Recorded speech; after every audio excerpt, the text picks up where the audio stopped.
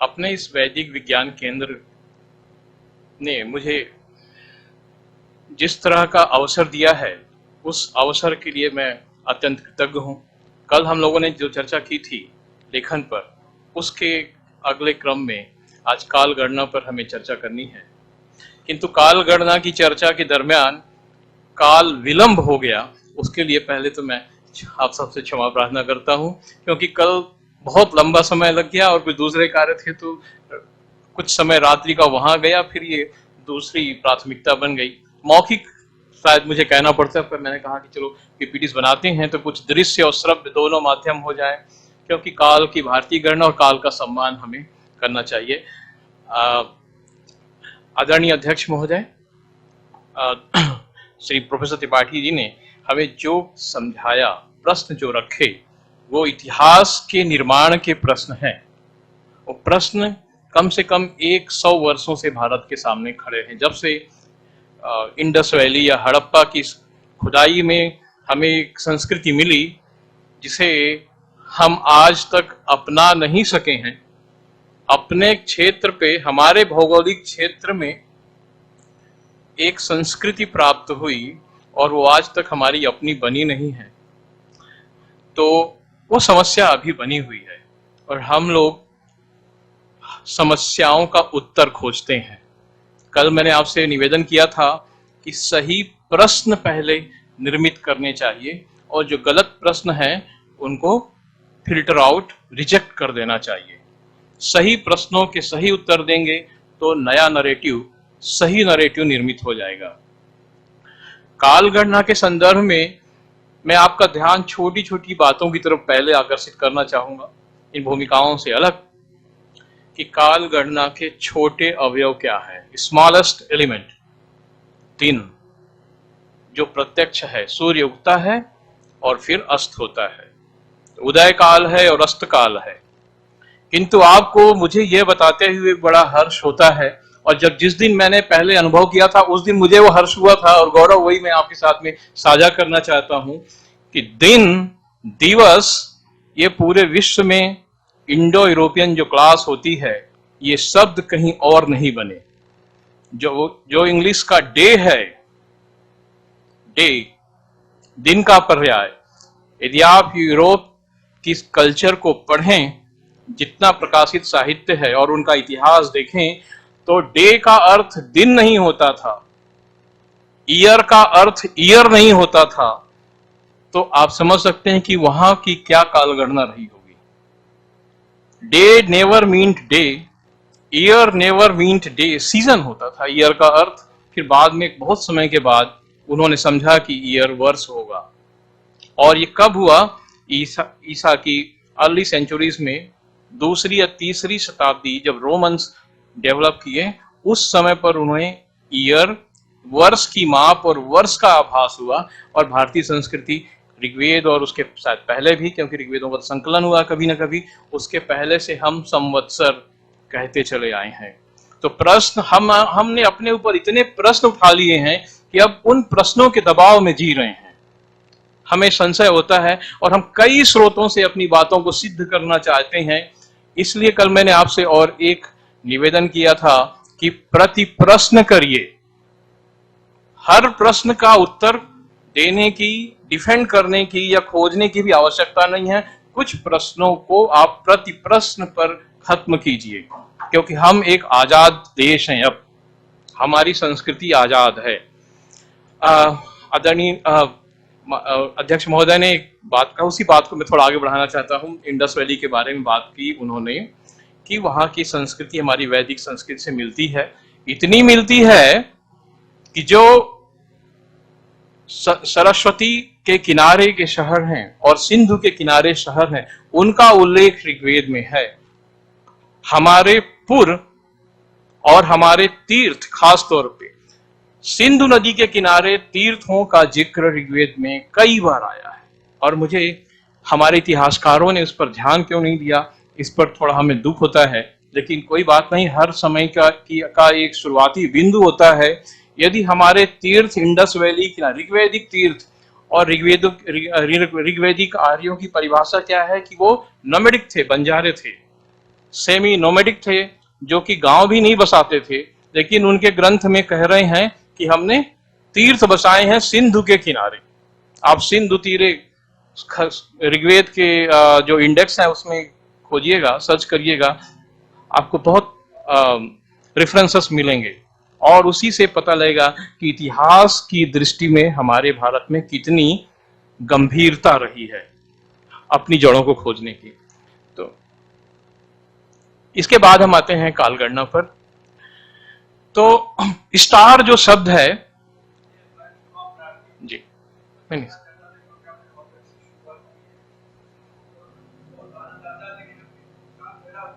जी जी नहीं, मेरी बात है, इसका प्रिंट हम लोग रखेंगे सब और शेयर करेंगे, और I will request your opinion. जी ओके। हाँ, तो सर को समझ लें, जो स्टार है, यदि आप इंग्लिश की इटिमोलॉजिकल डिक्शनरी पढ़ें तो स्टार शब्द की ओरिजिन अज्ञात है। अभी गूगल में करिए, आपका मोबाइल है, star, origin of star is unknown. Etymologist लिख देते हैं कि it is of unknown origin. और स्टार संस्कृत, वैदिक संस्कृत से निकला हुआ शब्द है स्त्री, स्त्री, क्योंकि जब ऊपर में तारा चमकता है, वो स्टार का ही तारा उर्दू में हुआ है, तो जब ऊपर में चमकता है तो उसकी चमक अलग अलग लहरों में स्तरों से आती हुई दिखती है, इसलिए हम लोगों ने कहा था उसे स्त्री, है ना। जो ग्रह हैं उनकी चमक में वो अलग अलग स्तरीकरण या लहर नहीं होती है, स्थिर प्रकार की प्रतिबिंब है, तो दोनों में अंतर है। तो जब उन्होंने देखा तारों को, तो नाम दिया, वही शब्द यहां से यूरोप की तरफ बढ़ गए। तो कालगणना हम यहाँ से छोटी छोटी बातों से करेंगे और फिर हम आएंगे महान गणनाओं की तरफ, युगों की तरफ अंत में, क्योंकि मैं इस कंसेप्ट को केवल फिलॉसफिकल नहीं करना चाहता था। पर कल हमारी चर्चा हो रही थी तो उसमें फिलॉसफिकल दर्शन शास्त्रीय पहलू थे, तो दर्शन शास्त्रीय पहलुओं का हमने सोचा कि थोड़ा उसका ऐतिहासिककरण किया जाए।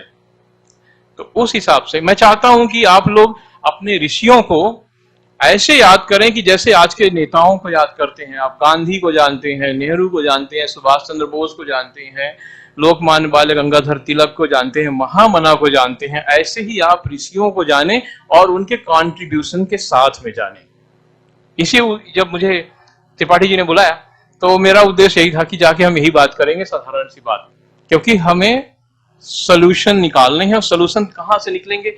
हम बहुत बड़ी भव्य इमारत खड़ी कर लेंगे तो सोल्यूशन कैसे निकलेगा? हमें छोटी ईंट, नींव की ईंट, एक ब्रिक निकालनी है और ब्रिक को स्टडी करना है, उसके बाद फिर इमारत हम बनाते चले जाएंगे।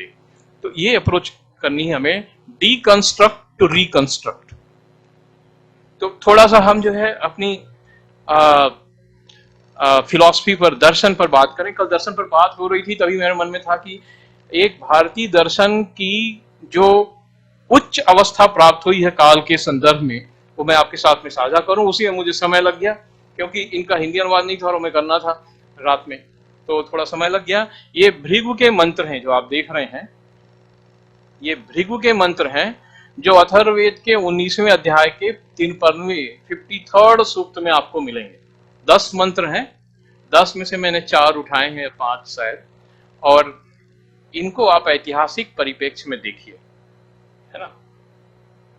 जब, और तुलनात्मक दृष्टि से देखिए, जब वर्ष का माप ज्ञात नहीं था, जब दिन का, डे का अर्थ वो हीट करते थे कि हमें कितनी गर्मी लग रही है, वो डे था यूरोप में, है ना। आप गूगल स्टार्ट करेंगे तो आपको पता लग जाएगा, मुझे आगे समझाने की जरूरत नहीं, पर मेरी रिक्वेस्ट है कि आप सर्च जरूर करें, तभी आप कंपैरेटिव आप पाएंगे कि हम अभी भी कहाँ हैं। तो ये 53वें सूक्त के मंत्र हैं। कालो वशो वहति सप्तरश्मि शस्त्राक्षरो अजरो भूरि। आप मंत्र देख लें, मैं पूरा क्या पढ़ूं।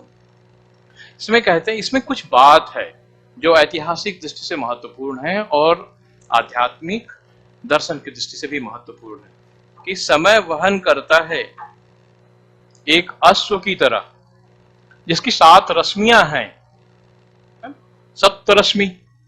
तो रश्मि का अर्थ क्या? यदि हम 7 किरण करें तो हमें, जब भी भृगु ऋषि रहे होंगे तब से हमें कि प्रकाश के 7 रंगों का पता था। तो पता ऐसे तो नहीं होगा, क्योंकि ये फिजिकल नॉलेज है। हमारे पास में इसके लिए मैग्नीफाइंग लेंस होना चाहिए था, तो हमारे पास ग्लास प्रोडक्शन का नॉलेज होना चाहिए था, तब तो हम सात रंग की किरणों को प्रिज्म बनाकर या किसी तरह से हम अलग करेंगे। तो हमारे पास प्रोडक्ट है। आर्कियोलॉजी बताती है कि हमें इंडस वैली के टाइम से हमारे पास ग्लास प्रोडक्शन था। मैंने डॉक्टर वीना से रिक्वेस्ट की हुई है कि इसमें ग्लास पर जो है ना, और लिटरेचर, क्योंकि यहाँ कोपिया है आपके बगल में एक गाँव, एक छोटा सा, ये ऑल ओवर इंडिया की बहुत बड़ी इंडस्ट्री थी कोपिया में, और आज भी वहाँ जाएंगे तो गली गली में पुराने जमाने के कांच, हरे नीले सतरंगे कांच वहां आपको मिल जाएंगे। रिपोर्ट जो जनरल न्यूज़पेपर की रिपोर्ट है उसमें भी ऐसा है कोपिया में। तो हमारे पास ग्लास की इंडस्ट्री थी, उसका परिणाम सामने है सप्तरश्मि। तो आप हम अपने ग्रंथों को, जैसा कि प्रोफेसर मारुति नंदन त्रिपाठी जी ने हमें समझाया है कि हम उसको आर्कियोलॉजी से कनेक्ट करके पढ़ते चलें, तो हमारा अध्यात्म और दर्शन भी ग्राउंडेड जमीन पर रहेगा। और इसमें भृगु ने कहा है कि जमीन पर रहो, वो भी मंत्र है। उन्होंने पृथ्वी के सापेक्ष समय गणना, पृथ्वी के सापेक्ष समय की अवधारणा करने का इशारा किया है, और हमें उनकी परंपरा को मानना है। ये पहला मंत्र था, इसलिए सप्तरश्मियां मैं कहना चाह रहा था। और पहला मंत्र है। दूसरा देखिए, इसमें दो शब्द है दूसरी लाइन में, तमारोहंति कवयो विपश्चिन्तश्च, है ना। दो शब्द हैं, कवि और विपश्चित, दोनों को उन्होंने कहा है। प्रेरणा से कवि और विपश्चित ऊपर उठते हैं। इस समय कवि, समय तो ब्रह्म हो गया, लेकिन उस ब्रह्म की कृपा से आरोहण करते हैं। कौन? समय पर आरोहण करते हैं, ब्रह्म पर हम आगे बढ़ जाते हैं, चढ़ जाते हैं। मतलब एक साधारण लैंग्वेज में कहें, ब्रह्म की हम उपासना तो करेंगे, पर ब्रह्म पर हम आरोहण भी करेंगे ब्रह्म की कृपा से। तो उसमें कवि और विपश्चित दो शब्द हैं, एक कवि है और एक विपश्चित है। तो जिसका वाइड आउटलुक है, व्यापक व्यापक चिंतन है, विपश्चित है। और कवि जो एक्सट्रीम व्यू रखता है वो कवि है।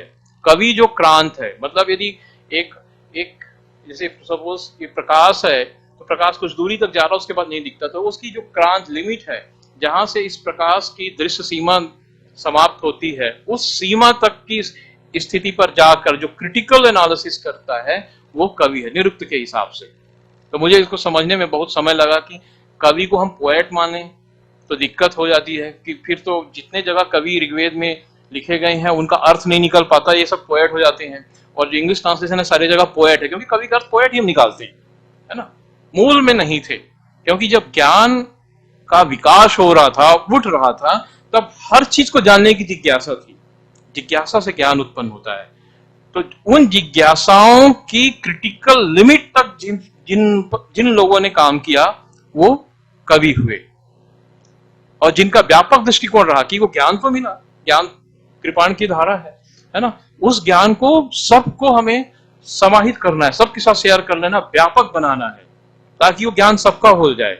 और उसके व्यापक आयामों पर चिंतन करना है कि वो एक पॉइंटेड ना रहे, सिर्फ छुरे की धार न रहे, वो व्यापक हो जाए। तो वो विपश्चित थे। तो कवि और विपश्चित जब दो तरह के लोग मिलेंगे, तब जो है ये काल गणना के यथार्थ को या किसी भी विज्ञान के यथार्थ को हम समझ पाएंगे। इसलिए उन्होंने, भृगु ने क्या किया, दोनों ही शब्दों का प्रयोग किया।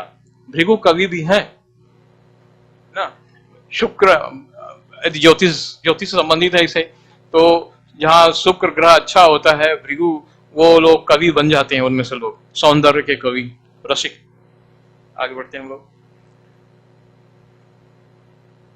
फिर दूसरा मन साधारण है, सप्त चक्र से चलाते हैं। इसकी, हाँ, इसमें महत्वपूर्ण है कि इसकी नाभियां अमर हैं, अमृत है ना। तो अमृत की अवधारणा भी यूरोप में आई नहीं, 4वीं शताब्दी के बाद अमृत का कंसेप्ट डेवलप हुआ है। तो एक एक शब्द में आप यदि तुलनात्मक दृष्टि से देखेंगे, तो एक एक शब्द में आप यूरोप की जो गरिमा है या यूरोप का जो डोमिनेंस है, एक एक शब्द में आप क्रश करते चलेंगे। इसलिए हमें कंपैरेटिव स्टडी करनी है ना। आप देखिए यूरोपियन फिलॉसफी, ग्रीस की फिलॉसफी देख लीजिए, उसमें इमॉर्टैलिटी बहुत लेट अपीयर होती है, दैट इज हियर। और सबकी उसकी प्रेरणा से कि काल की प्रेरणा से ये सब कुछ हो रहा है। ये भृगु का विचार है। तो भृगु के पहले कितना श्रम किया गया होगा? जब भृगु ने कहा उसके पहले का जो विचारों का जो अवगाहन काल है, कैचमेंट एरिया है, जो कैचमेंट स्पेस है, वो कितना बृहद रहा होगा। हम जल्दी जल्दी खत्म करेंगे इसके बाद। इसमें पूर्ण कुंभ की चर्चा है कि इसी काल पर एक पूर्ण कुंभ है, और ये हमारी संस्कृति को बताता है काल पर एक पूर्ण कुंभ। ये भृगु की कल्पना है कि काल पर एक पूर्ण कुंभ स्थित है। वो कहते हैं कि ये पूर्ण कुंभ की भांति यह विश्व रखा हुआ है, जिसके विभिन्न पहलुओं को विश्वाभुवनानि प्रत्यंकाल तमहु, जिसके विभिन्न पहलुओं को हम देखते हैं, निश्चित कर रहे हैं कि हम एक पक्ष नहीं देख रहे हैं, हम मल्टीपल एस्पेक्ट्स देख रहे हैं। समय के कालगणना के समय के प्रवाह के विभिन्न पक्षों को हम देख रहे हैं। भृगु कहते हैं, गारंटी दे रहे हैं, अश्योरेंस दे रहे हैं वो कि मैं ऐसा कर रहा हूं। तो मैं आपको ये बताना चाहता था कि ऋषियों में इतना डिटर्मिनेशन था, और वो हर चीज के मल्टीपल एस्पेक्ट से परिचित थे, उसको समझना चाहते थे, वही उन्होंने लिखा हुआ है। तो जब कभी आपको ऐसा लगे कि वेस्टर्न या लेफ्ट ईस्ट और व्हाटएवर कोई भी हो, आपको कभी डोमिनेट कर रहे हो, कि आप मल्टीप्लिसिटी नहीं रखते, मल्टीपल एटीट्यूड नहीं रखते, बहुआयामी दृष्टिकोण नहीं रखते, तो आप कोट कर दीजिए भृगु को कि जिन्होंने बहुआयामी देखा और लिखा और गारंटी भी दी कि मैं देखता हूं। हम निश्चित देखते हैं, अपने आप को कहा कि मैं तो निश्चित ही देखता हूं। पिता पुत्र की हमारी कल्पना है कि जो ब्रह्म है वही पिता होकर के विश्व के रूप में विकसित हुआ, और वही पुत्र भी है उसी विश्व का। तो जो निर्गुण ब्रह्म से साकार ब्रह्म है, यदि मैं कहूं, तो दोनों में अंतर नहीं है। निर्गुण से साकार और फिर साकार से ही निर्गुण हो जाएगा, यही हमारी कल्पना है। इतने में ही हमारे सृजन और प्रलय का कंसेप्ट आता है। भृगु ने बिल्कुल स्पष्ट किया है, ये है ना। तो जो विस्तार है वही एक दिन निर्गुण में हो जाएगा। तो वही पिता वही पुत्र, और इसमें दूसरा समय नहीं था मेरे पास और ज्यादा इसमें आपको मटेरियल उपलब्ध कराने का, नहीं तो विश्व के निर्माण के क्रम में ऋग्वेद में मंत्र है, वो आदिति से दक्ष, और दक्ष से आदिति, अग्नि से दूसरी अग्नि, इस तरह के स्टेप्स बताए हैं ऋग्वेद में। यदि आप बिग बैंग पढ़ेंगे तो उसमें अग्नि का जो उदय होता है, जन्म होता है, वो 2 स्टेज पे होता है। पहले एक लो टेम्परेचर कुछ सेकंड्स के बाद में, थोड़े समय के बाद में, फिर वो डिफरेंट वे ऑफ एक ग्लो होता है, कॉस्मिक ग्लो हम जिसे कहते हैं, जो अभी भी सुना जाता है, एक है। फिर और दूसरी तरह का एक डिफरेंट ग्लो होता है। तो अग्नि से अग्नि जो ऋग्वेद में कहता है, यदि हम किसी और समय पर मिलेगा तो उसको हम लोग उसकी व्याख्या करेंगे। थोड़ा सोचना पड़ा, पर बाद में समझ में आया कि ये अग्नि से अग्नि कैसे, दक्ष से अदिति और अदिति से दक्ष कैसे हो रहा है। प्रकृति से ब्रह्म, ब्रह्म से प्रकृति, और अभी विश्व बनना बाकी है। तो उस सबको समझा जा सकता है, लेकिन थोड़ा समय चाहिए, बाद में देखेंगे, इसे हम अपने विषय पर आएंगे। फिर इसी इच्छा से, मैंने इच्छा का गलत लिख दिया था जल्दीबाजी में, तेनसी तम तेन जातम कालो ब्रह्म भूत्वा विभर्तिम। ये जो परमेष्ठी हैं, ये कह रहे हैं कि अलग अलग ब्रह्मांडों में अलग अलग परमेष्ठी हो सकते हैं। बहुत विशाल कल्पना है बहुलता की। वो सभी हम एक ही सौर मंडल, अभी जितनी भी हमारी साइंटिफिक डेवलपमेंट हुई है, हम सोलर सिस्टम की बाउंड्री को क्रॉस नहीं कर पाए। We exactly don't know what is in the other solar systems. पर हमारे ऋषियों को आभास था कि ऐसे और भी होंगे, तो उन्होंने कहा कि हर सोलर सिस्टम में या हर जगह पर परमेष्ठी ने बहुवचन परमेष्ठी होंगे। दूसरी जगह पे हमारा परमेष्ठी सूर्य है, यदि हम समझें तो सूर्य है, क्योंकि सूर्य की शक्ति से हम संचालित हैं। ऐसे सूर्य और भी होंगे। तो नाना सूर्यों का तो ऋग्वेद, अथर्ववेद, तमाम तैतरीय ब्राह्मण और तैतरीय आरण्यक में आप पढ़ेंगे देखेंगे तो बहुत वर्णन मिलता है। उस पर अलग से शोध पत्र जो संस्कृत के विद्यार्थी हैं उन्हें लिखना चाहिए।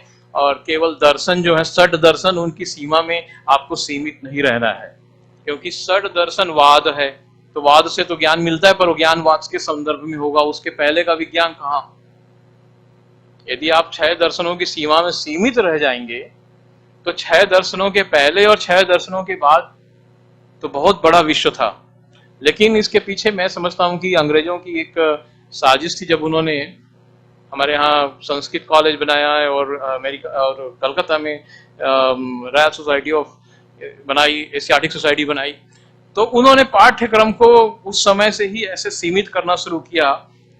खुद तो वेदों की व्याख्या करते रहे और उस व्याख्या को हमारे ऊपर आरोपित करते रहे, वो वेद पढ़ते रहे, लेकिन हमारे विद्यार्थियों को की शिक्षा को सीमित कर दिया कि आप अधिकतम समय दर्शन पर लगाएं और दर्शन के तर्क वितर्क पे ही अपने जीवन का अधिकांश समय समाप्त कर दें, शिक्षा का बहुमूल्य। तो आपकी सांस्कृतिक समझ विकसित कब होगी? जो अंग्रेज करते गए और आपको लगा गए सर दर्शनों पर, उपनिषदों पर लगा गए। तो उपनिषदों में जो ज्ञान है, जो वैदिक परंपरा का ज्ञान है, उपनिषदों तक आकर के वो कम हो जाता है। तो उस ज्ञान की दोबारा खोज की जा रही थी, रीडिस्कवरी है।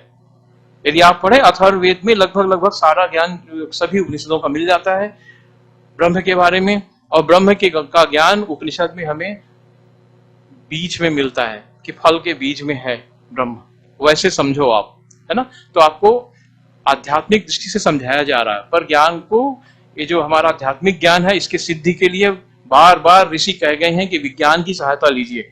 यदि आपको व्यवहारिक दृष्टि से अपने ज्ञान को, आध्यात्मिक ज्ञान को समझना है, तो आपको विज्ञान की विधि का सहारा लेना पड़ेगा। आप देखिए, आप विज्ञान, तैत्तिरीय आरण्यक देखिए, विज्ञान ही भरा हुआ है। इवन आप जो है वेदांत देखिए, विज्ञान से ही ज्ञान है। कोई भी उपनिषद उठाइए आप, विज्ञान से ज्ञान। तो हम उसे कैसे भूलते जा रहे हैं हमारे पाठ्यक्रम में, कि जब हम कहते हैं कि हमारा जहां धर्म समाप्त हो, जहां विज्ञान समाप्त होता है वहां धर्म की शुरुआत होती है। ये गलत है, हमारे ग्रंथ इस बात को नहीं कहते। और मैं जानता हूं कि मैं, शायद आप लोग मुझसे सहमत नहीं होंगे, पर मैं असहमत होने का रिस्क उठा करके इस बात को कह रहा हूं कि आप असहमत होइए और फिर तैत्तिरीय आरण्यक जाकर, तैत्तिरीय उपनिषद जाकर के उसके 15-20 पृष्ठ पलटाइए, तो फिर देखिए वो क्या कह गए हैं। आगे बढ़ते हैं हम। हाँ, जो ये चीज हम देख रहे थे, इसमें बड़ा, ये आपके यहाँ का मान मंदिर है, वाराणसी का मान मंदिर है, उसकी फोटो है। ये मान मंदिर जो है, ये भारत की सबसे प्राचीन वेधशालाओं में से एक है, जीवित, जो बनाई गई। और ये क्यों प्राचीन मैं कह रहा हूं कि ये फ्लोर में है, फर्स्ट फ्लोर के ऊपर बना हुआ है। अब कितने लोग गए देखने? आप लोग गए हुए हैं ना? तो ऊपर वाले फ्लोर पे है, नीचे कुछ और है बिल्डिंग। तो रिनोवेट किया गया है, और रिनोवेट करने के बाद में, तो जब रिनोवेशन हुआ है, ये राजा मान सिंह के द्वारा हुआ होगा, इसलिए इसका नाम मान मंदिर है। लेकिन जो पहले का कंस्ट्रक्शन है, यदि उसे भी लगाएं तो उसको आप डिस्काउंट तो नहीं करेंगे ना, उसको लेकर चलेंगे।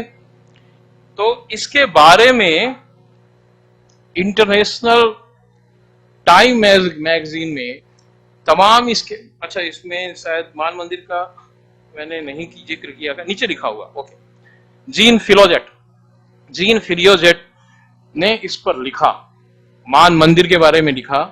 और उसने क्या लिखा है कि जब यूरोप में एस्ट्रोनॉमी डेवलप हो रही थी, एस्ट्रोनॉमी का जो मॉडर्न डेवलपमेंट है, ये जब एप्लीकेबल नहीं हुआ था, तब तक यूरोप के लोग भारत की एस्ट्रोनॉमी का यूज कर रहे थे।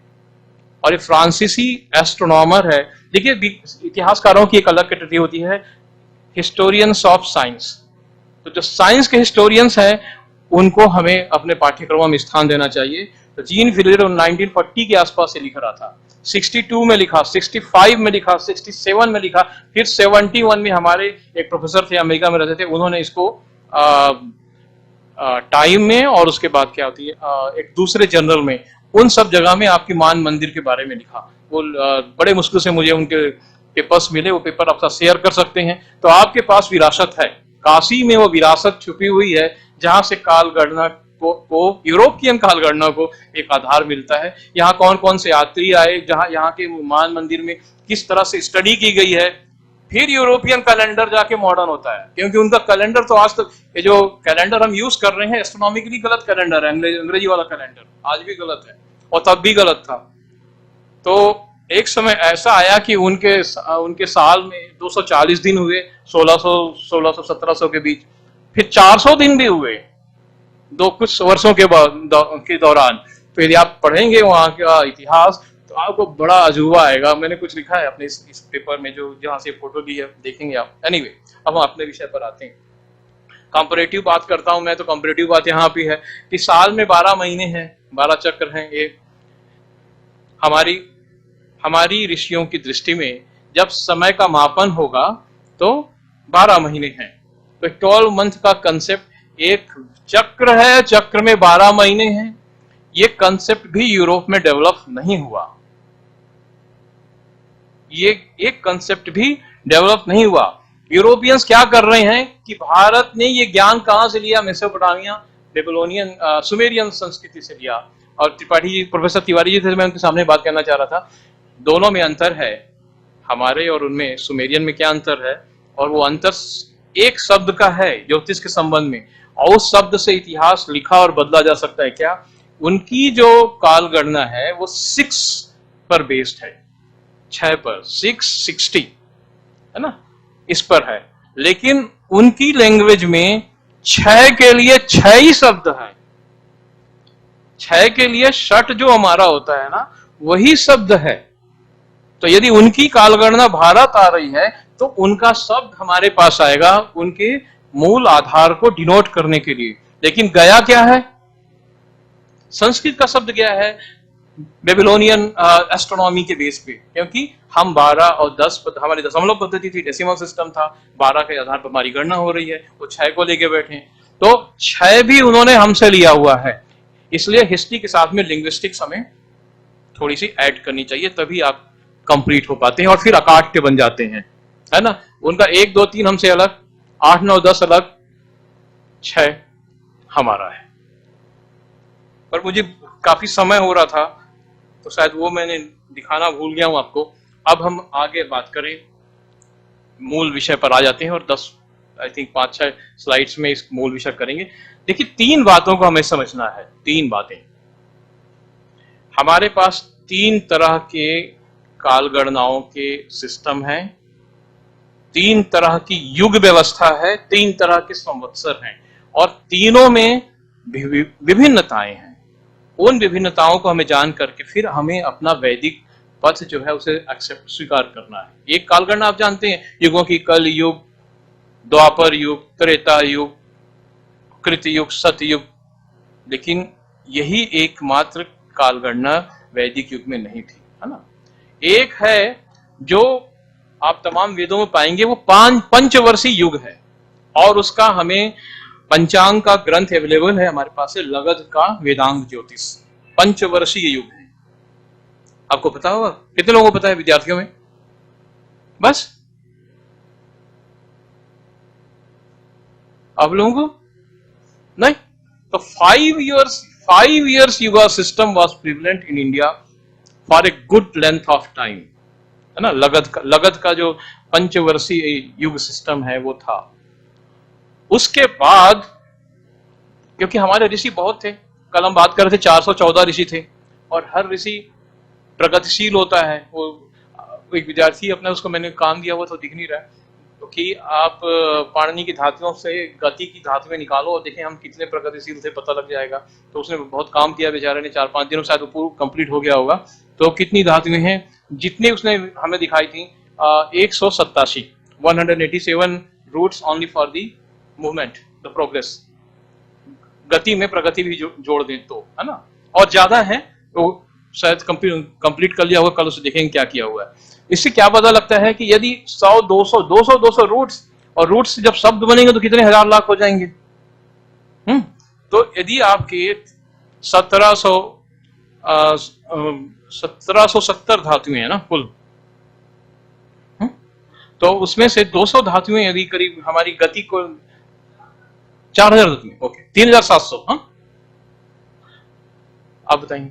खैर एनीवे, अच्छा, तो उसमें 200, क्योंकि अभी मैंने टैली नहीं किया, तो 200 के आसपास धातुएं यदि गति कर हैं और उसमें ज्ञान और विज्ञान की आप जोड़ देंगे तो फिर एक पिक्चर बन जाएगी। तो काम शुरू किया था वो वैदिक विज्ञान केंद्र का ही, आपकी ही निधि है, वो मैंने शुरू किया, वो कंप्लीट होगी, वो एक बहुत बड़ा रिसर्च पेपर बनेगा, क्योंकि तब आप संस्कृत की श्रेष्ठता को विश्व स्तर पर स्थापित कर देंगे। जब हम एक चित्र प्रेजेंट प्रस्तुत करेंगे तो स्थापित होगी। तो हम क्या कहना चाह रहे थे? हाँ, तो अलग अलग ऋषि थे, 414 ऋषि थे एक अनुक्रमणिका के अनुसार। लेकिन आपकी लाइब्रेरी में मुझे दूसरी अनुक्रमणिका मिली जो मैं बहुत दिनों से तलाश कर रहा था, विश्वबंधु की, उसमें करीब 600 ऋषि हैं, 600 कुछ। और मैंने दोनों को टैली नहीं किया है कि दोनों अनुक्रमणिका ऋषियों में इतना अंतर क्यों है। तो यदि हम कहें तो 600 ऋषि थे और हर ऋषि अपने आप में एक संस्था था। तो हमारे ऋषियों ने कई तरह से संवत्सर सिस्टम को देखा और कई बिंदुओं से उसकी शुरुआत की। विविधता इसलिए रही क्योंकि बहुत से ऋषि कार्य कर रहे थे। तो इसमें जो प्रमुख नेतृत्व किया उनमें वशिष्ठ है। वशिष्ठ का 7वें मंडल में जो मैंने एक यहाँ मंत्र किया है 7:103-9 मंडूक सूक्त में आएगा क्या ये? हाँ, ये कह रहे हैं कि संवत्सर को आपको सुरक्षित रखना है। जो संवत्सर की माप है, जो मेजरमेंट है, उसको आपको इंटीग्रेटेड इंटैक्ट रखना है। तब उन्होंने संवत्सर को मापना, मेजरमेंट करना, ईयर लेंथ को मेजर करना शुरू कर दिया था। और वशिष्ठ ने इस बात को अनुभव किया कि इस नाप को आपको, इंटेग्रिटी आपको मेंटेन करनी है हमारी परंपरा में। इसलिए वशिष्ठ, तो आपको याद रखना है द वशिष्ठास संवत्सर ऑफ समर सोल्स्टिस। ये सोल्स्टिस मैंने अंग्रेजी में लिखा क्योंकि जल्दी हमने कॉपी कर लिया अपने एक था एक आर्टिकल मेरा अंग्रेजी हिंदी नहीं कर पाया, हिंदी करने में बड़ा समय जा रहा था। तो समर सोल्स्टिस क्या होता है? विषुआ। विषुआ आप जानते हैं संस्कृत वाले बच्चे? बताइए क्या होता है विषु?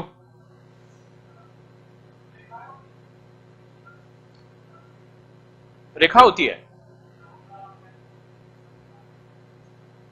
अच्छा, ठीक है। विषु क्या होता है? वो समय होता है जब दिन और रात बराबर होते हैं, है ना?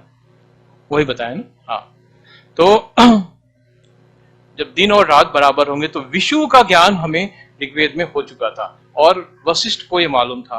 तो अब कैसे निकालें ऐतिहासिकता? आप कैसे स्थापित करेंगे? जब मंत्र के ऋषि को आप याद रखेंगे कि किस ऋषि ने क्या कहा है, तब आपको उसका योगदान स्पष्ट हो जाएगा, तब वहां से सृष्टि खड़ी होगी। यदि हम ऋग्वेद, यजुर्वेद और सामवेद के मंत्रों को नंबर से रिफर करते रहेंगे, जो अभी आज तक की हमारी सिस्टम है, जो अंग्रेजों ने हमें सिखाया है कि 1.13.4 ऋग्वेद 1.13.4 करेंगे, तब तक हम अपना ऋषियों का इतिहास स्थापित नहीं करेंगे। तो मेरा ये प्रयास रहता है हर जगह कि हम ऋषियों के नाम के साथ उनकी खोज को याद कराएं आपको, है ना? तो आप समझें, आप कहें ये ऋषि का कथन है, कोट करिए, है ना? ये इस ऋषि का कथन है, ये इस ऋषि ने हमें दिया, ये उस ऋषि ने दिया, भृगु ने दिया, ये दूसरे ने दिया, इस तरीके से।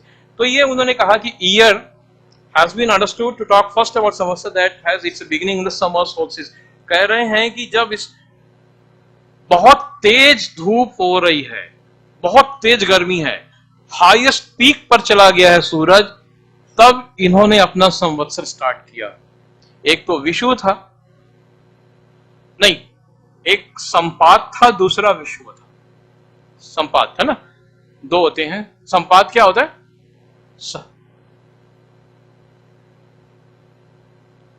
अच्छा, आप लोग ज्योतिष के विद्यार्थी नहीं है अपने से? नहीं? अच्छा, ठीक है। तो जो मैं कहता हूं फिर उसको हम साधारण सिंपल लैंग्वेज में कहते हैं, उस टेक्निकल लैंग्वेज पे यूज नहीं करेंगे आप। तो जब बहुत तेज गर्मी पड़ती है, हाईएस्ट पीक कब होती है गर्मी? जून में पड़ती है, 20 और 21 जून के आसपास पड़ती है। तो वो कहें कि जिस दिन बहुत लंबे समय तक सूरज चमकता है और बहुत तेज गर्मी पड़ती है, जब भी आज भी होता है, वो क्या नवतपा कहते हैं आप लोग, उसी के आसपास होता है। अब थोड़ा स्थिति आगे पीछे हो गई है, पर उसी के दौरान होता है। तो उस समय से उन्होंने अपना संवत्सर शुरू किया।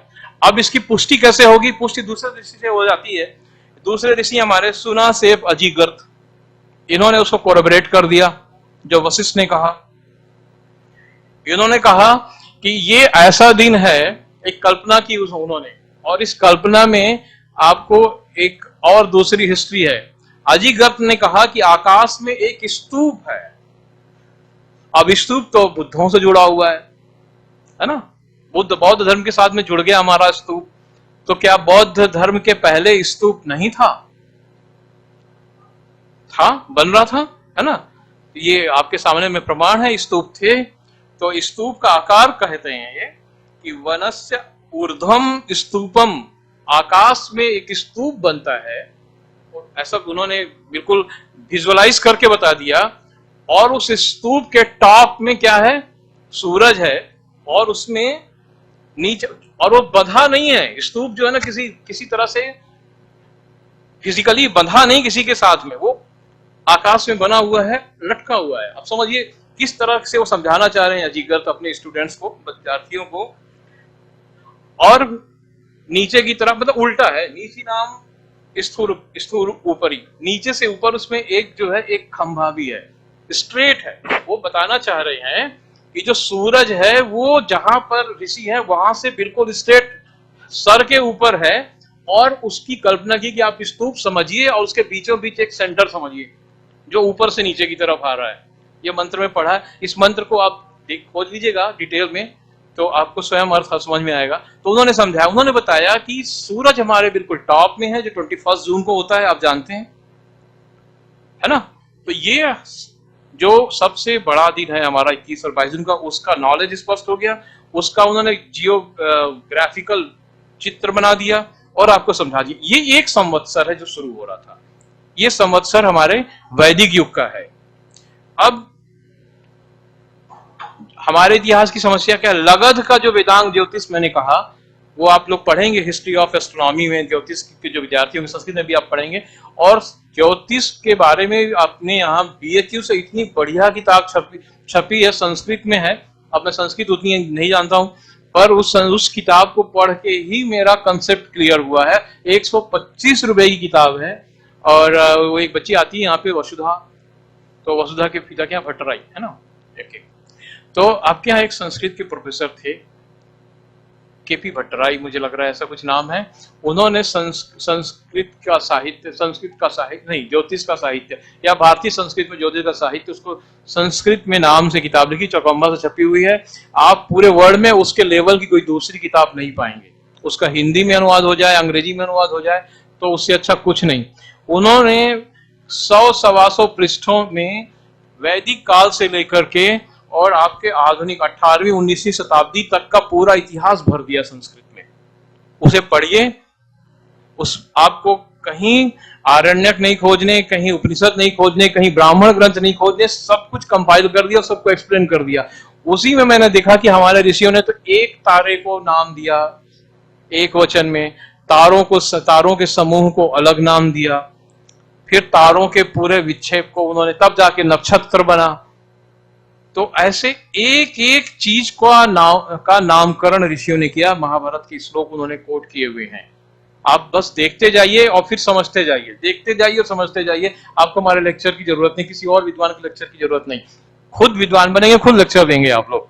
तो किताब का नाम मुझे याद नहीं आ रहा, वो संस्कृत में ही उनका नाम है, भारत, उसका आप संस्कृतिकरण कर लीजिए, मैं हिंदी में बोलूंगा,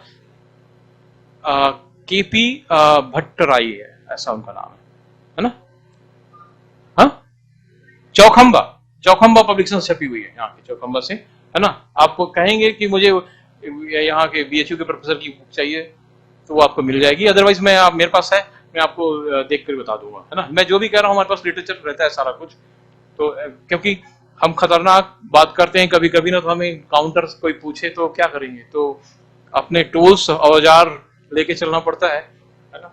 कोई भी बात जो कही जाएगी वो बात निराधार नहीं होगी।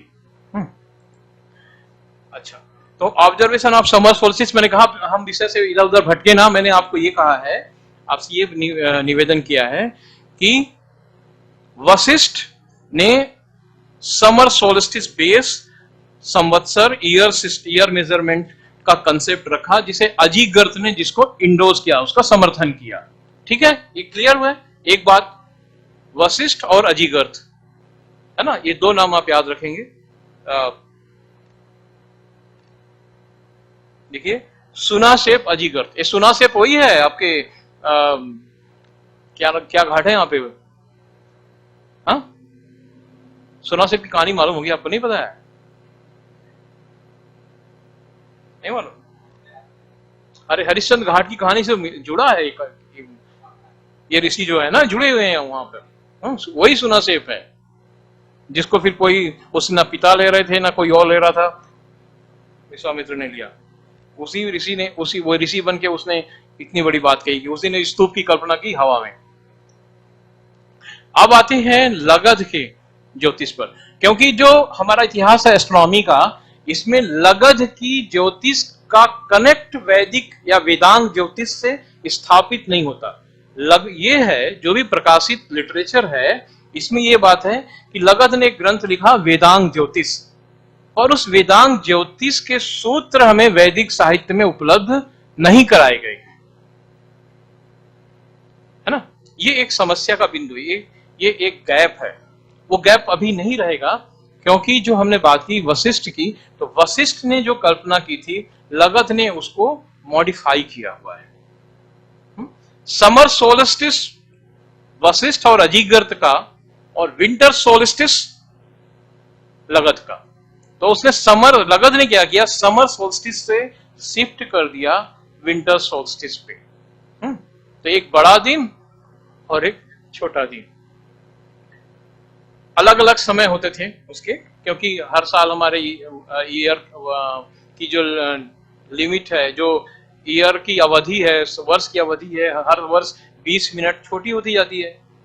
तो 20 मिनट प्रति वर्ष के हिसाब से करेंगे तो पीछे खिसकता चला जाता है, तो अब अलग दिन हो गया।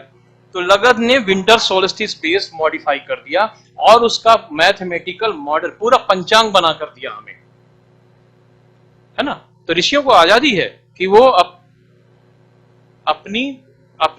अपना जो गणित है, अपने ऑब्जर्वेशन फ्री थे वो लोग, क्योंकि हमारी संस्कृति ऐसी तो नहीं थी कि डिक्टेटरशिप वाली, कि जो वशिष्ठ ने कर दिया वो लगध वही मानेंगे। उन्होंने मॉडिफाई कर दिया, और इस पर देखिए सारे खासतौर पे जो यजुर्वेद हैं, शुक्ल और कृष्ण यजुर्वेद, उसमें लगध का ही ज्योतिष प्रयोग होता है ना। वही पंच संवत्सरात्मक युग जो है वही चल रहा है। तो लगध को भी हमें मान्यता मिली, लगध को। लेकिन लगध बाद में हुए होंगे, पहले से ये प्रथा होगी। लगध ने उसका पंचांग बनाया, और पंचांग कब बनाया है, वो करीब 1180 ईसा पूर्व, उसकी गणना अवेलेबल है, आप कर सकते हैं। ये जो 20 मिनट प्रति वर्ष के हिसाब से हम यदि गणना करें वाराह मिहिर की समझ से, क्योंकि वाराह मिहिर ने इसका मार्कर दिया है, वाराह मिहिर से पीछे जाइए तो आप गणना कर सकते हैं। उस पर गणना की गई है कि केटीएस कुपन्ना शास्त्री ने की, बहुत लोगों ने किया। आप नेट पे लीजिए, सर्च करेंगे लगध का पीरियड, तो आपको पूरी गणना मिल जाएगी। वो गणना मैं नहीं दिखा पा रहा हूँ क्योंकि पहले ही लेट हो चुके थे, और भी लेट हो जाएं, पर आप गणना जो है जरूर इसे सर्च कर लीजिएगा, उपलब्ध है। टीएस कुपन्ना शास्त्री का मैं थोड़ा सा मैंने रेफरेंस दिया हुआ है यहाँ पर। 1150 1100 से 1370 बीसी, पिंगरी ने इसको 1180 बीसी कहा। तो हम 1100, क्योंकि बीच में एक नक्षत्र की शुरुआत और उसके अंत के बीच के अंशों का थोड़ा सा ये है, उसमें अवकाश हमें मिलता है। उस अवकाश को देखते हुए 1150 से 1370 कितने वर्षों का अंतर होता है? 120 वर्ष, मतलब 2 डिग्री करीब करीब। इतना जो है, इतना गैप रख करके टाइम निकाला गया। लेकिन डेविड पिंगरी आया, उसने 1180 फिक्स कर दिया। फिक्स कर दिया मतलब नहीं कि उसने गणित से फिक्स किया, उसने गणना नहीं की 1180 होगा, उसने एक अपनी तरफ से एक डेट दे दी 1180, जबकि ऐसा हो नहीं सकता है। जो 1150 से 1370 ईसा पूर्व जो समय है वही समय है।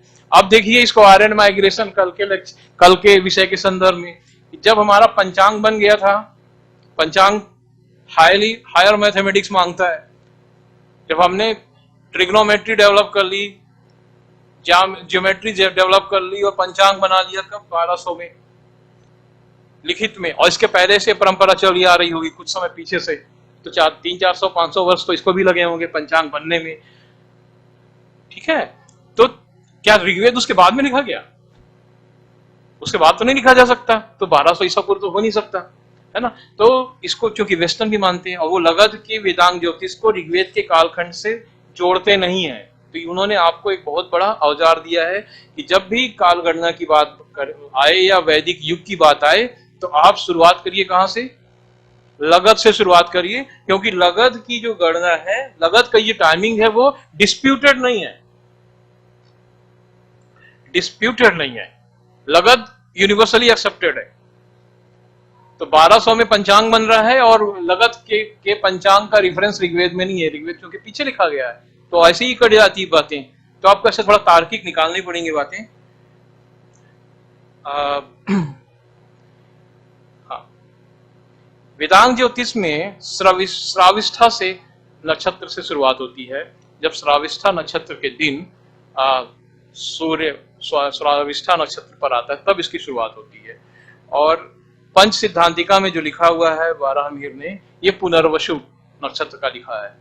तो पुनर्वसु नक्षत्र से बैक कैलकुलेशन आप करेंगे तो ये 1180 से लेके 1320 तक का जो समय है, ये समय आ जाता है। बहुत आसान है। कभी समय मिलेगा तो मैं फिर यहाँ पर बोर्ड में आपको कैलकुलेट करके बताऊंगा कि कैसे कैसे कैलकुलेट करते। बड़ा आसान है। वैसे हम तो होली और दिवाली तक की भी गणना कर रहे हैं कि कब शुरुआत हुई होगी इसकी। इसके जो रेफरेंसेस हमारे त्योहारों के मिल जाते हैं पुराणों में, उसमें उसके आधार पर पीछे का चित्र बनाया जा सकता है। अब ये बात मुख्य बात पर आते हैं, जिसके लिए मैं प्रोफेसर मारुति नंदन तिवारी की उपस्थिति चाहता था, पर आप लोग यदि हिस्ट्री से कोई है तो उस बात को ध्यान दें। तो हमने दो तरह की युगों की बात की, एक तो वैदिक वशिष्ठ और अजीगर्त का संवत्सर, दूसरा हमने लगत का संवत्सर, और तीसरे संवत्सर से आप परिचित हैं, बड़े बड़े युगों का संवत्सर, है ना। लेकिन यदि आप मत्स्य पुराण पढ़ें और यहां तक कि आप जो भी हम अथर्ववेद के भृगु के मंत्र भी कह रहे हैं, तो कह रहे हैं कि कवि और विपश्चित देखते हैं इसको धार्मिक जो काल गणना है वो हमारे धर्म से जुड़ा हुआ है, पर वो हमारे ब्रह्म या पूजा की कल्पना का धार्मिक अंग नहीं है, वो विज्ञान का पक्ष है। समझ रहे आप, विज्ञान का पक्ष है, वो धर्म का आत्मा का पक्ष नहीं है। समन्वय स्थापित किया गया है, 360 डिग्री 360 हस्तियां, यज्ञों से समन्वय स्थापित किया गया, पर वो विज्ञान से प्राप्त है। समझ हमें क्या कहने की कोशिश कर रहा हूं। इसलिए अलग अलग मत हमें मिल रहे हैं और उन मतों को के बीच में हम समन्वय करेंगे, फिर यहीं से हम नया रास्ता निकालेंगे। तो यदि हमने जो बड़े युग है, महायुग हैं, उन बड़े युगों को ही अपने धर्म का पर्याय बना लिया, जो कि मत्स्य पुराण में नहीं है। वो कहता है, वो मत्स्य पुराण में जो आप देखेंगे जहां पे ऋषियों, जहां पे युगों की बात आती, तो वो कहते हैं कि ऐसे विद्वत लोग कहते हैं। रिफर किया गया है उन लोगों को जो उस समय ज्योतिष पर कार्य कर रहे होंगे, जिनका नाम नहीं है, पर उनको रिफर करके कहा जा रहा है कि ये जो ज्ञानी जन है, ज्योतिष के जो ज्ञानी हैं, उनके अनुसार कहा, उसे हमारे पुराणों में स्थान दिया गया है। लेकिन समय के साथ चूंकि हम अपने मूल श्लोकों को नहीं पढ़ते, सेकेंडरी सोर्सेस से पढ़ रहे हैं, तब हम हमारे धर्म के युग हुए, वो हमारा ज्ञान विज्ञान का आयाम, डायमेंशन इतना बड़ा था कि एक दिन भारत में उन महायुगों के कंसेप्ट का डेवलपमेंट हुआ जो सृष्टि युग के संदर्भ में है, कि ये सृष्टि कब शुरू होती है, और उसके संदर्भ में ये कल्प का विकास हुआ, कल्प की अवधारणा का, मनवंतरों की अवधारणा का विकास हुआ। फिर बड़े जो युग थे, पंचवर्षीय युग, इन युगों को डायमेंशन को बड़ा किया गया उसी अनुपात में, और उनको एडजस्ट करके ये बड़े युग बनाए गए। ये एक वैज्ञानिक सत्य है। इससे यदि हम अलग रहेंगे तो जब भी हमें वैदिक युग के युगों की बात आएगी तो आप उसे स्वीकार नहीं कर पाएंगे, आपको लगेगा कि दोनों में विरोध है। लेकिन दोनों में विरोध नहीं है, पंचवर्षीय युगों को ही इस सामंजस्य स्थापित करके केवल उसे बड़ा कर दिया गया है, उसी काल गणना को। हाँ, उसको मैं बहुत समय लगेगा, डिटेल लगेगा, मुझे आधे घंटे और लगेंगे, तो उसको मुझे आपको बोर्ड में समझाना पड़ेगा पेन लेकर के, तो वो कभी होगा तो उसे मैं एक्सप्लेन करूंगा कि कैसे 5 वर्ष के युग जो है फिर बड़े। अच्छा, ये कब हुआ, इसका भी हमारे पास इतिहास है, वो आप जान लें। ये हुआ सौनक ऋषि के आश्रम में, जो कहाँ है, नैमिषारण्य में। सौनक ऋषि का एक ग्रंथ है बृहद देवता, देखा आपने, है ना। बृहद देवता में पहली बार देवताओं के युग का, जो कि 1000 गुना बड़ा है मनुष्यों के युग से, 1000 गुना, ये वर्णन आता है बृहद देवता में। हाँ, तो वहां पर सबसे पहली बात ये डायमेंशन बड़ा करके छोटे से बड़ा करके विस्तार दे करके एक दृष्टि देने का सूत्र प्राप्त होता है। इन बड़े बड़े युगों का, चतुर्युगों का हमारे वैदिक संस्कृति में, मतलब मूल वैदिक युग परिप्रेक्ष्य में इनका रेफरेंस नहीं है। क्या रेफरेंस मिलेगा आपको? ये कली, द्वापर, कृत ये मिलेंगे, लेकिन ये पासे हैं, है ना? तो पासे हैं, लेकिन पैमाना वही है, 1 2 3 4। जो पैमाना था उसके पीछे भी एक फिलॉसफी छुपी हुई है कि यदि आप श्रम से धन का उत्पादन नहीं करेंगे तो आपकी संस्कृति का क्षय होगा। तो इसलिए उस तरह से नाम शायद दिए गए होंगे। अदरवाइज वो शकुनी को कृतहस्त, भगवान विष्णु की का जो वो है विशेषण है, वो शकुनी को भी एक जगह लिखा हुआ महाभारत में है कि वो कृतहस्त है, क्योंकि वो जीतता ही है, चार नंबर का पासा फेंकता है और जीत जाता है, तो उसकी बड़ाई करने के लिए कृतहस्त कर दिया, प्रशंसा करने के लिए। हाँ, तो खैर उधर ना जाए। मैं ये कह रहा हूं कि 3 तरह के युग भारत में निर्मित हुए। पहले जो वशिष्ठ अजीगर्त का हुआ, फिर लगध का है, और फिर तीसरे ये महायुग है, जो कि संभवतः यदि बृहद देवता का जो रेफरेंस मैंने आपको बताया उस पर हम विचार करेंगे तो सौनक ऋषि के नैमिषारण्य के आश्रम में, क्योंकि वहीं पर लोमहर्षण ने पुराणों की कथा को बहुत लंबी असेंबली में सुनाया था, हजारों लोगों की असेंबली में, और वहीं इसकी कॉन्सेप्ट डेवलप होगा, क्योंकि हमारे पहले कुलपति हैं शौनक, ये तो आपको पता ही होगा, फर्स्ट कुलपति, और उसकी ऐतिहासिकता पुष्ट होती है बृहद देवता। उन्होंने वेदों की बहुत सारी अनुक्रमणिका लिखाई है, तो महायुगों के लिए का एक रेफरेंस पॉइंट मिलता। उसके पहले सतयुग त्रेता युग का हमें उस गणना पर, उस विशाल गणना का कोई उद्धरण, कोई नाम लेस चिन्ह हमें नहीं मिलता है। ठीक है, ये ध्यान रखिए। तो केवल हम अपनी परंपरा को इन महायुगों से न जोड़ें, हमें और भी जो युग, जो प्राचीनतम युग है, इस महायुगों के पहले जो थे, जो ऋषियों ने हमें दिए, हमें उनके प्रति भी श्रद्धा और उनको भी हमें स्वीकार करना होगा। ये बात मैं आपसे कहना चाहता था। अब आर्कियोलॉजी, इसके बाद आ जाएं। तो वायु पुराण में ये हमें मंत्र मिलते हैं जो मैंने आपके सामने में रखा हुआ, और ये आर्कियोलॉजी को बिल्कुल पॉइंट टू पॉइंट स्टैब्लिश करता है। ये चौथे प्रकार का युग है, क्योंकि जो हमारे महायुग है वो भी, उसमें जो पैमानों का अंतर है, मनुष्य का युग, हमारा ईयर, और हमसे 1000 गुना बड़ा, हमारे 1000 दिन मिलकर के देवताओं का एक दिन, हमारे 1000 युग मिलकर के उनका एक युग, इस तरह का 1000 टाइम्स का डिफरेंस है। हाँ, तो उसके पहले जब ये चारों तरह के कंसेप्ट बन रहे होंगे, जब चतुर्युग बने होंगे, तो मूल रूप क्या है? वो मूल रूप हमारी परंपरा में सुरक्षित रह गया है वायु पुराण में और मत्स्य पुराण में। ये मैंने मत्स्य पुराण का श्लोक लिखा, मैं बार बार वायु पुराण कह रहा था। वायु पुराण और मत्स्य पुराण दोनों में ये हमें मिलता है। ये क्या कहता है कि त्रेता युग मुखे यज्ञासीत। त्रेता युग जब शुरू हुआ तब यज्ञ शुरू हुए, औषधियां उत्पन्न हुई, और कृषि कर्म स्टार्ट हुआ, एग्रीकल्चर। अभी आप उसकी ड्यूरेशन को छोड़ दें, अब हम आर्कियोलॉजी को और युगों की परिभाषा को करीब लाते हैं, और हम मेरे द्वारा तो बनाया नहीं गया है ना, ये है हमारे पास। और जिस दिन ये मुझे मिला था मत्स्य पुराण में, और मत्स्य पुराण में आपको उसकी फोटोकॉपी लेकर के आपको अलग से दिखा दे पूरा चैप्टर, पर मत्स्य पुराण हमारी लाइब्रेरी में नहीं है, वैदिक विज्ञान केंद्र की, नहीं तो दिखा दिए होते सारा कुछ।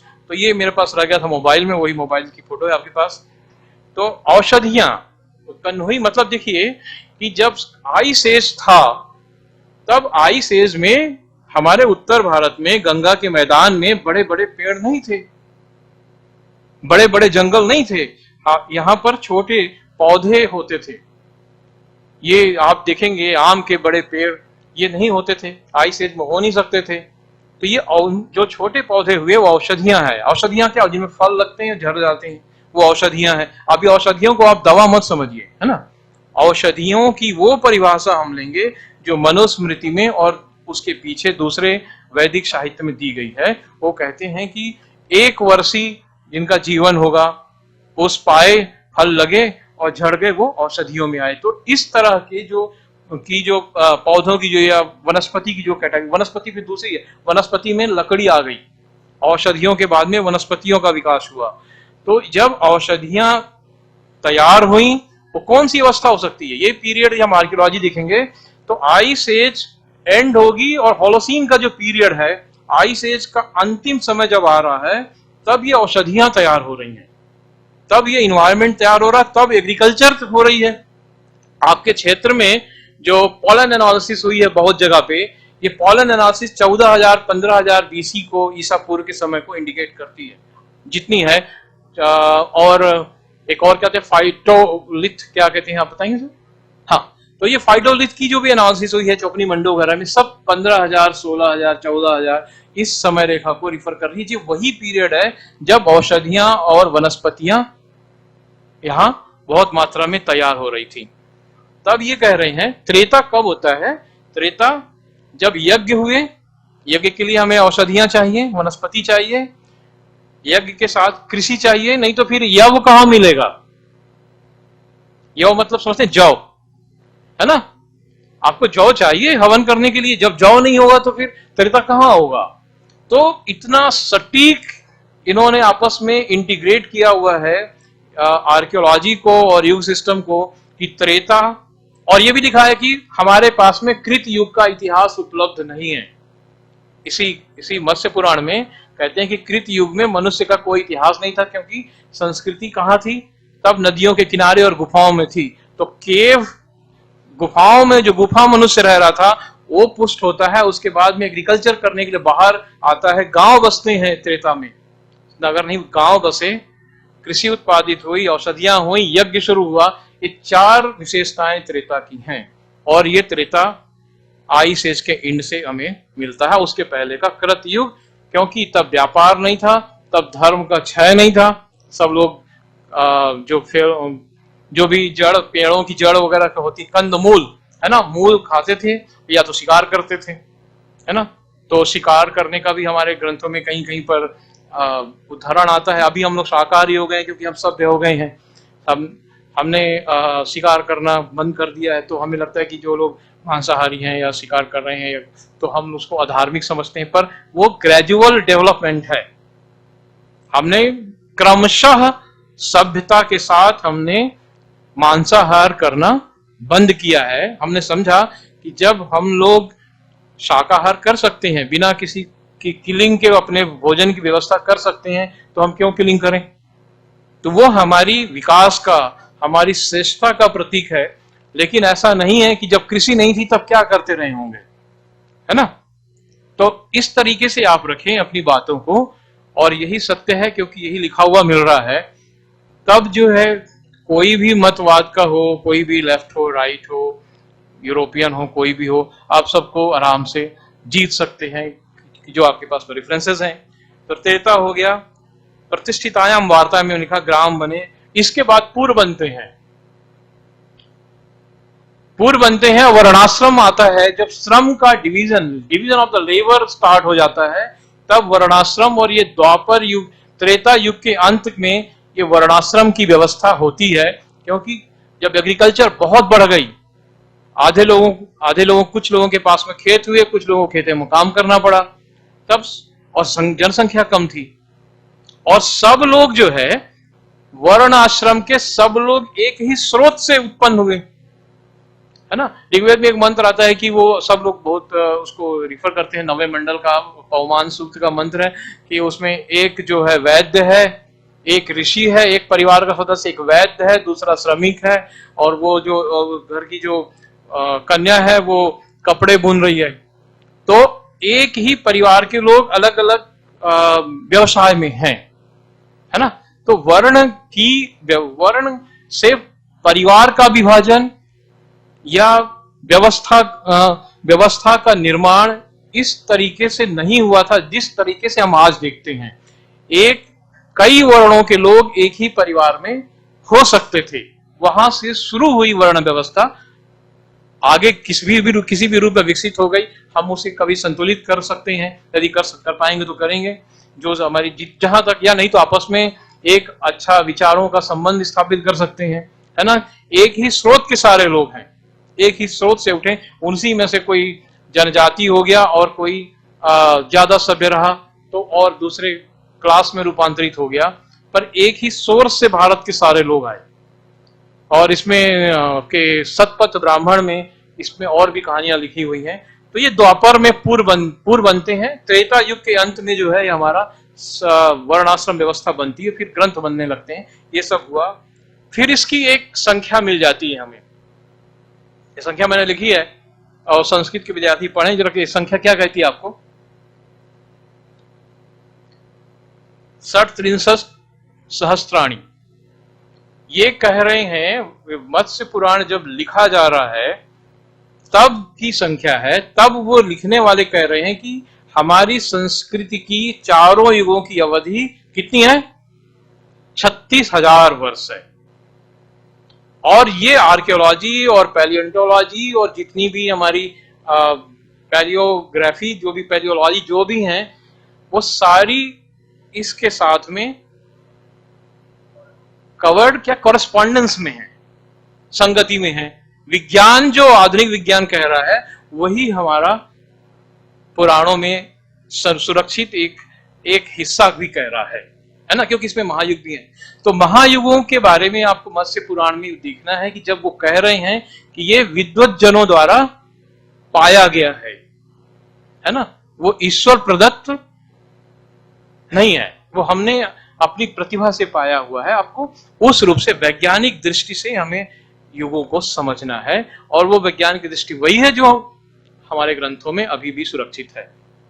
तो वहीं से मैंने उठाया। तो इस तरीके से अब यदि हम अपनी मॉडर्न ह्यूमन की कल्पना करें तो जो भी कल्चर पूरे विश्व में है मॉडर्न ह्यूमन की है, हम लोगों की है ना। एनाटॉमी जो होमोसेपियंस कहलाएंगे, तो होमोसेपियंस की जो संस्कृति है उसकी सबसे लंबी कंटिन्यूटी इन एविडेंसेस के आधार पर कहां होती है, भारत में होती है, क्योंकि हम कह रहे हैं। इसमें खत्म करते हुए मैं आपको एक जर्मन फिलोसोफर है उसकी बात बताना चाहूंगा। उसका नाम है फ्रेडरिक हेगल। वो भारत का बहुत कटु आलोचक मतलब घृणा की सीमा तक हमारी आलोचना करने वाला है हेगल। हाँ, रीजन जो आजकल आप सुनते हैं कि बात होती है कभी कभी लेफ्ट की कम्युनिटी में कि एज ऑफ रीजन, हर चीज का कारण जो है, तो ये जो रीजन की बात हेगल के पीरियड में हेगल लोग कर रहे थे, लेकिन उस बात को दूसरे लोगों ने, वोल्टेयर ने और इमानुएल कैंट ने, इन्होंने नहीं माना था। उन्होंने कहा कि जो ह्यूमन बीइंग है वो रीजन पे, हर चीज कारण पर हम नहीं चलते, हम इमोशंस पर भी चलते हैं, हम अंडरस्टैंडिंग पर भी चलते हैं, हम रीजन की सीमा को लांघ कर भी चलते हैं। कई बार हम घाटे के सौदे भी करते हैं, संबंधों की बात आती है ना। तो हर चीज की कॉस्ट, कीमत जो है केवल अर्थ पैसे के आधार पर नहीं लगाई जाती, उस समय की भी कीमत होती है। जो समय मैंने आपका बहुत पीछे कर दिया, बर्बाद कर दिया थोड़ा अभी। हर चीज की कीमत है, लेकिन कीमत के पैमाने अलग अलग हैं। Reason is not the only reason. हाँ, तो हेगल ने बड़ी निंदा की। आप उसका ऑनलाइन लिटरेचर अवेलेबल है, पढ़िए। ऐसे ऐसे विशेषण निकाले हैं हमारे अगेंस्ट कि आपको गुस्सा आ जाएगा। मैंने उसकी लिस्ट बनाई है क्या क्या हुआ है। उसने भी कहा कि भारत में लिपि नहीं थी, लिखना नहीं आता था इन लोगों को, और ये लोग तो हाथी या मतलब गणेश जी की पूजा को पता था, इस तरह मूर्ति पूजा करने वाले लोग हैं, मूर्तियों में भगवान देखते हैं। जितनी आलोचना आप देख रहे हैं वो हेगल में आपको सब कुछ मिल जाएगी इंडिया के बारे में। और उसके बाद मिलेगा आप में किसमें, हेगल का शिष्य था जिसने कार्ल मार्क्स के लिटरेचर में, दोनों में मिल जाएगा, वही चल रहा है। तो उसका सोर्स पता कर रहा था मैं। तो हेगल ने एक बात कही, एक बात में उसे बड़ा आश्चर्य हुआ, क्योंकि उसने भी कभी इस पर काम किया था और लाइन छोड़ दी थी, पर मन की बात जब वो आलोचना करता है, पर वो कहता है कि एक बात बहुत विचित्र है भारत के बारे में, और जहां से आपको शुरुआत करनी चाहिए जब आप लिंग्विस्टिक्स की बात करते हैं, तो ओरिजिन पॉइंट है कि आप अंग्रेजी में और हिंदी और संस्कृत इस सब में जब तुलना की जाती तो क्या कहते हैं, हमारा फादर, पितर और फादर एक जैसे हैं, मदर और मैटर एक जैसे हैं, मातृ मदर मैटर है ना, ब्रदर और भ्राता, इन शब्दों से कहानी बनाई जाती है। और ये कहानी किसने बनाई थी भारत में आने के बाद? विलियम जोन्स ने की थी। लेकिन इनके ऊपर क्या है? जो ऊपर का पॉइंट छूट गया है, हेगल ने उसे इंडिकेट किया। हम वहीं से शुरू करेंगे, क्योंकि विलियम जोन्स को भी भारत ने रिस्पांस नहीं दिया, मान लिया। विलियम जोन्स ने क्या किया? संस्कृत को बराबरी में लाके खड़ा कर दिया, ग्रीक और लैटिन के बराबर खड़ा कर दिया, और कहा कि ज्यादा समृद्ध है। लेकिन हमारी जो प्राचीनता थी उसको समाप्त किया और तात्कालिक प्रतिष्ठा दी। तात्कालिक प्रतिष्ठा के लोभ में हमने अपनी प्राचीनता खोई है। और उसने कहा, आधार बनाया था, और आधा वाक्य उसको हम ध्यान नहीं देते। The remaining part of the sentence is on the basis of verbal forms. क्रियापद और वाक्य की संरचना के आधार पर कहा। भारत से एक भी संस्कृत का विद्वान नहीं खड़ा हुआ कि जो क्रियापद और संस्कृत के वाक्यों के व्याकरण के आधार पर ग्रीस की लैंग्वेज, ग्रीक और लैटिन, इनकी कंपैरिजन करके विलियम जोन्स को गलत साबित करे। हमने उसकी परीक्षा भी नहीं की कि जो विलियम जोन्स कह रहा है हाउ एक्यूरेट इज। हम सब लोगों ने, हमारे पूर्ववर्ती विद्वानों ने ये इसी बात से खुश हो गए कि इसने ग्रीक और लैटिन के बराबर संस्कृत को रख दिया है। नमस्ते, अस्तु। उतनी बात पर हम सीमित हैं। आज कितने वर्ष हो गए? करीब करीब 250 वर्ष हो गए। 1785 और अभी है 2022, तो लगभग 250 वर्ष से हमारी सोच का दायरा वहीं सीमित है जहां पर विलियम जोन्स छोड़ गया था। और विलियम जोन्स के आसपास थोड़ा पहले ये हेगल हुआ। हेगल ने कहा इस युगों के संदर्भ में, जो एक विचित्र बात है भारत के संदर्भ में, वो ये है कि भारत में मनु है, भारत की लिटरेचर में मनु है, और वी ऑल्सो बिलोंग टू उनकी कल्चर में। ग्रीक लिटरेचर में आपको लैटिन मिलता है क्या? मेनो। तो उनमें मेनो है, हमारे पास मनु है। फिर इजिप्शियन में भी इस शब्द का दूसरा रूप मिल जाता है उनकी लिटरेचर में, उनकी माइथोलॉजी में। और हमारे यहाँ वो इतिहास पुरुष, माइथोलॉजी का पार्ट मनु नहीं है। तो उसको ये आश्चर्य हुआ कि यदि मनु पर ध्यान जिस दिन भारत का गया, उस दिन जो संस्कृति का क्रेडल है, द क्रेडल ऑफ सिविलाइजेशन है, वो इंडिया हो जाएगा। क्योंकि मनु का इतिहास कहीं नहीं है, मनु की मेमोरी है पूरे वर्ल्ड में। यूरोप में मनु की मेमोरी है, मैन है वो। मेनुस से हो गए मैन। लेकिन वो मेनुस कहां है? वो खोया हुआ है। वो मिलता भारत में है, क्योंकि मनु है, मनु की उत्पत्ति है, फिर मनु की वंश परंपरा है, फिर मनु वंश के राजा हैं, सब हमारे यहाँ है। तो वो जो अधूरा इतिहास है यूरोप का, या जो अधूरी स्मृति है यूरोप की, जो अधूरी स्मृति कहाँ की? इजिप्ट की है, वो सब पूरी होती है भारत में, हमारे इतिहास में। हेगल ने इस बात को पकड़ा, मैंने भी पकड़ा, पर मुझे ये देखना था कि पीछे मैं कैसे खोजूं, क्योंकि हमें क्रोनोलॉजी, देखिए हम अपने ज्ञान की जब तक ना पेड़, उसका वृक्ष तैयार नहीं करेंगे, जीनियोलॉजी ऑफ द नॉलेज नहीं डेवलप करेंगे, हम ही आविष्कारक बनेंगे उन आविष्कारकों का जो हमसे पीछे किए जा चुके हैं। तो हम तो अन्याय भी करेंगे।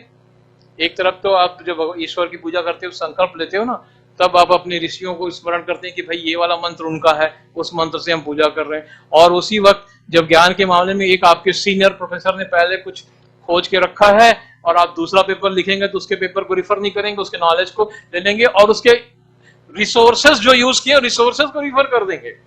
राइट, एक मूल ओरिजिनल रिसोर्सेज से एक आपके प्रोफेसर ने एक कंक्लूजन निकाला, आपने उस पेपर को पढ़ लिया, कंक्लूजन मिल गया, और थोड़े समय बाद जब हम पेपर लिखने जा रहे हैं तो हमने कंक्लूजन को ले लिया और उसके ओरिजिनल रिसोर्सेज को ले, बीच वाले की जो कपलिंग है बीच की प्रोफेसर की हमसे पूर्ववर्ती, उसको हमने कोट नहीं किया। तो हमारी जीनियोलॉजी, नॉलेज की जीनियोलॉजी ब्रेक हो जाती है और वर्ल्ड जीनियोलॉजी पे चलता है कि इस विचारधारा को पुष्ट करने वाले कितने अधिकारी विद्वान एक के बाद एक हुए हैं। सबको यदि लिपि के कॉन्टेक्स्ट में श्याम जी कृष्ण वर्मा को याद किया जाता, गौरी शंकर ओझा ने श्याम जी कृष्ण वर्मा को रिफर बैक किया होता उनके और फिर गौरी शंकर ओझा को उनके बाद के आने वाले विद्वानों ने रिफर किया होता। फिर हमारे बनारस में बहुत से विद्वान हुए। बता रहे थे लिपि पर किसने लिखा है भारत यहाँ से? राजबली पांडे जी। राजबली पांडे जी ने उन दोनों को बहुत कम, श्याम जी शर्मा को तो नहीं किया, और बहुत जहां पर काम चल ही नहीं सकता था वहीं वहीं पर ओझा जी को भी रिफर किया, और आर्गुमेंट्स वही थे। तो कम से कम श्रेय देने की हमें जो हमारी प्रवृत्ति है, हमें इसको छोड़ करके अधिक से अधिक संभव श्रेय देने की जो हमारी वैदिक परंपरा है, जिस दिन हम इसे एक्सेप्ट कर लेंगे उसी दिन से फिर हम विश्व गुरु या हमारी जो कल्चर का जो नरेटिव जो बनना चाहिए उसी दिन से वो तैयार होगा। तो इसलिए आप रिफर करें, जिस भी मुख से आपने नई बात सुनी है उसे कोट करें, उसको आगे बढ़ाएं, फिर आपको आगे वाला, आपको दूसरा व्यक्ति आगे बढ़ाए तो आपकी जीनियोलॉजी शुरू होगी। नहीं तो फिर हम एक 1700 का आपको रेफरेंस देंगे और फिर एक 1900 का रेफरेंस देंगे, 200 साल का रेफरेंस कहां से लाएंगे जो लोग कोट नहीं करा। तो हेगल हमारा प्रतिस्पर्धी है, हम उसको अप्रिशिएट नहीं करेंगे, लेकिन हेगल को हमें कोट करना पड़ेगा, क्योंकि उसने मनु के बारे में, he is the first European scholar, he made a negative comment, इस आशंका में कहीं से इंडियंस पकड़ ना लें। एक विचित्र बात है, और उसके बाद के दूसरे लोगों ने उस बात को नहीं रिफर किया, ना मैक्स मुलर ने किया, ना ही कार्ल मार्क्स ने किया। मनु वहीं एक ही आर्टिकल में उठा और वहीं समाप्त हो गया। फिर बाद में हमारे एक बहुत वरिष्ठ हैं भगवान सिंह जी को, यदि आप जानते हो, उन्होंने वैदिक हड़प्पन लिखा है, तो उनके घर जाता था, आया जा करता था। तो वो लिंग्विस्टिक पर उन्होंने किताब लिखी है, भोजपुरी और तमिल दोनों के अंतः संबंध। वो बहुत अच्छी किताब है, बहुत छोटी सी। तो वो शब्दों के माध्यम से इतिहास करते हैं, तो उनसे मेरी चर्चा हो रही। तो वहीं पर मुझे विचार आया कि हम ये माता पिता और भाई बहन सुसारम इन सब का तो काम कर रहे हैं, लेकिन हम मनु पर क्यों नहीं जा रहे? इसके पहले तो मनु है, लेकिन तब मुझे स्रोत नहीं पता थी, स्रोत अभी इसी वर्ष पता लगे, तो मैंने आपके साथ साझा किया है।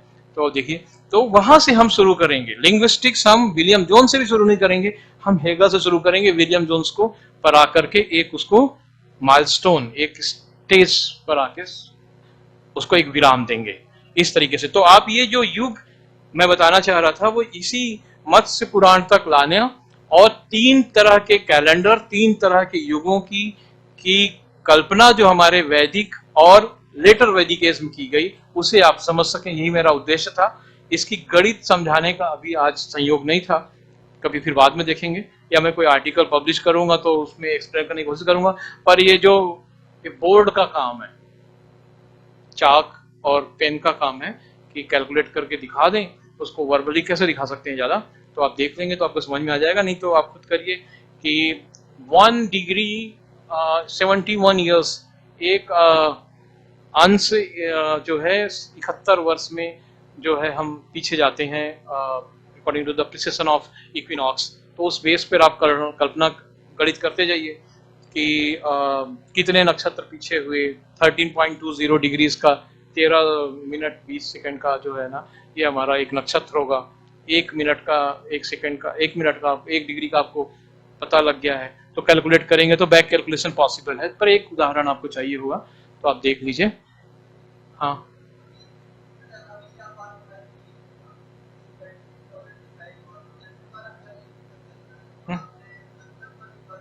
हम्म।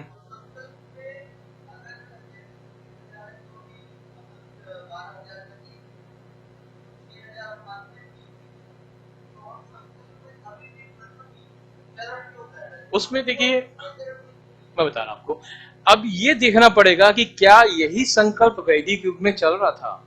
जो संकल्प हम कर रहे हैं, ये संकल्प तब नहीं था। ये कौन सा कालखंड है?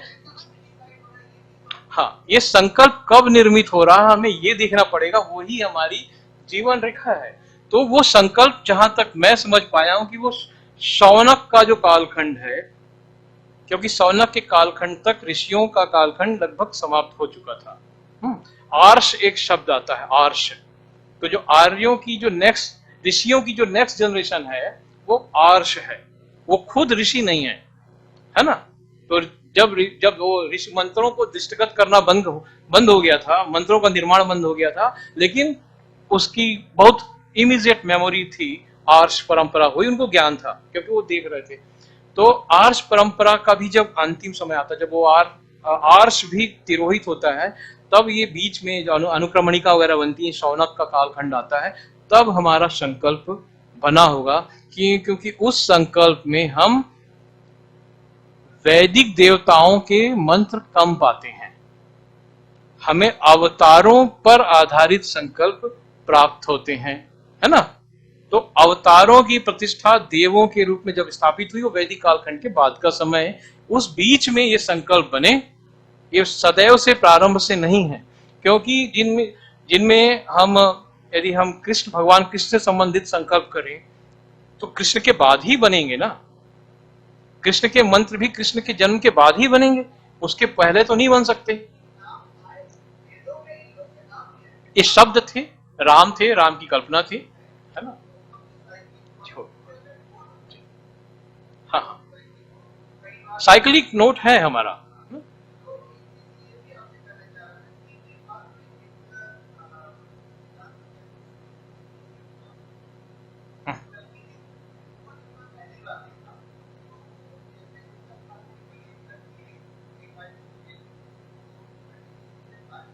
हम्म,